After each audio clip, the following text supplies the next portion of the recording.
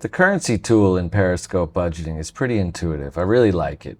If you go over here to your currency tab, you can add in pretty much any currency you can think of. You can see I've already got US dollars, Thai baht, Great British pound, euro, Yemeni rial, Canadian dollar.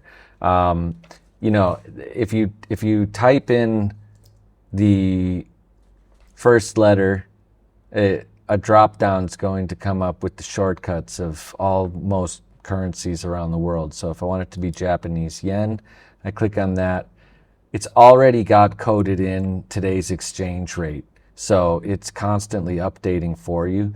Now this is something that you can then go in and change yourself if you want to customize it so that you're putting in a little pad if you know you're going to incur a bank fee for the exchange rate, or maybe you think that the currency is a little bit volatile and by the time you actually go to spend the money, you think it's going to be higher or lower. You can put that in yourself, but you don't have to, which is nice. And then if you want to set your subtotals and totals to a single currency, but your detail lines are being spent across multiple currencies, it's easy. If you expand out here within the fringes tab, you'll see that all of the currencies that I've already added in, they show up in this drop down, and I can set my target currency to whatever I want. So now it's at US dollars, and you see my totals.